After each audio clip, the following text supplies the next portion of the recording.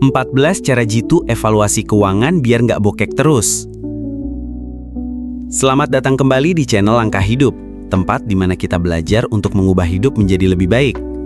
Udah kerja keras tiap hari, gaji naik juga, tapi kenapa ya tabungan masih gitu-gitu aja? Bahkan kadang akhir bulan harus nahan jajan, nahan belanja, nahan segalanya. Kalau kamu pernah ngerasain hal yang sama, tenang, bukan cuman kamu kok.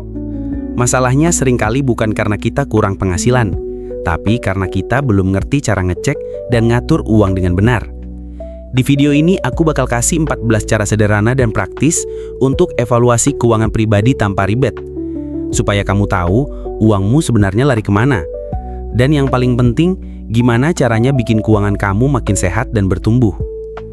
Tapi sebelum mulai, silakan subscribe dulu channel kami dan aktifkan lonceng notifikasinya agar kami bersemangat memberikan inspirasi dan motivasi yang positif untuk kalian semua.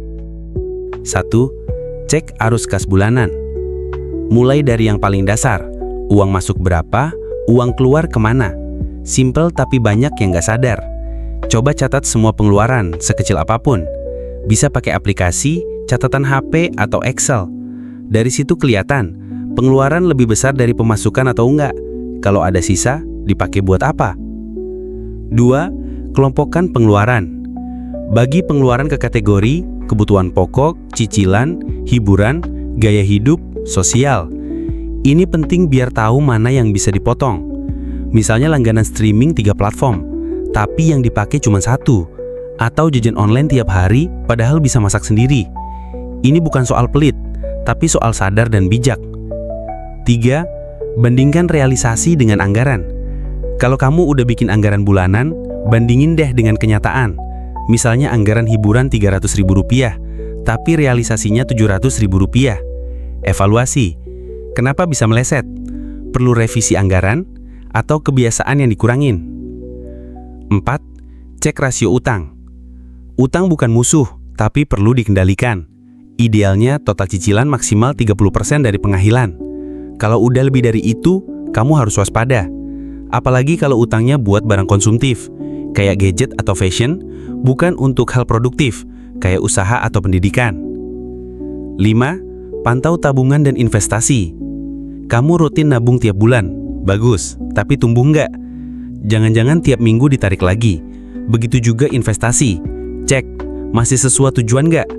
Perlu ditambah, atau justru perlu diperbaiki strateginya? 6. Evaluasi dana darurat. Kamu udah punya dana darurat belum? Kalau udah, cukup nggak?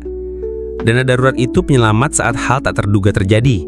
Idealnya 3-6 bulan biaya hidup kalau sendiri, dan 6-12 bulan kalau punya tanggungan. 7. Tinjau persiapan dana pensiun. Masa muda itu waktu terbaik untuk siapin masa tua. Nggak harus langsung gede, tapi mulai dari sekarang. 100.000 sebulan pun kalau rutin, efeknya luar biasa di masa depan. 8. Tinjau proteksi dan asuransi. Asuransi bukan cuma biaya, tapi perlindungan. Minimal punya BPJS aktif dan asuransi kesehatan.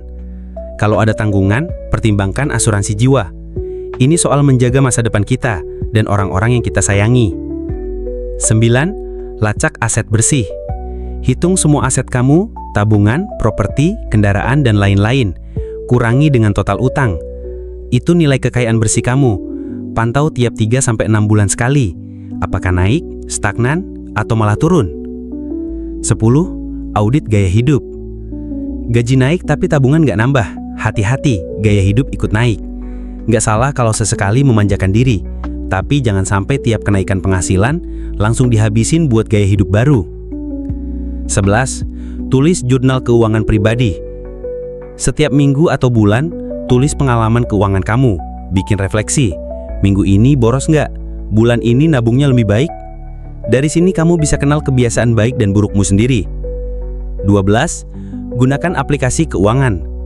Banyak aplikasi gratis yang bisa bantu catat pengeluaran dan bantu evaluasi dengan grafik dan notifikasi. Gampang dipakai dan bisa jadi pengingat real time saat kita mulai kebablasan. 13. Tanya ke diri sendiri, sehatkah keuanganmu? Coba jujur sama diri sendiri. Kamu sering stres soal uang nggak? Siap nggak kalau ada keadaan darurat? Bisa nabung rutin? Ini evaluasi versi emosional yang nggak bisa diukur angka, tapi sangat terasa. 14. Bandingkan dengan tahun lalu. Lihat ke belakang setahun, keuanganmu berkembang nggak? Tabungan nambah? Investasi jalan? Utang berkurang? Jangan cuma lihat gaji, tapi lihat keseluruhan progres finansial. Jadi itu dia 14 cara mudah untuk evaluasi keuangan pribadi.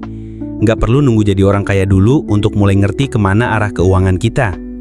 Justru dari langkah-langkah kecil dan sadar inilah perjalanan menuju kebebasan finansial dimulai. Ingat, evaluasi itu bukan buat nyalahin diri sendiri, tapi buat kasih kita kompas, biar nggak nyasar dalam urusan uang. Kalau kamu punya pengalaman pribadi atau tips lainnya, yuk share di kolom komentar. Siapa tahu bisa bantu yang lain juga. Jangan lupa like, subscribe, dan aktifkan loncengnya, supaya nggak ketinggalan konten-konten seputar finansial dan mindset menuju kekayaan berikutnya. Sampai jumpa di video berikutnya, dan tetaplah melangkah menuju kekayaan bersama Langkah Hidup.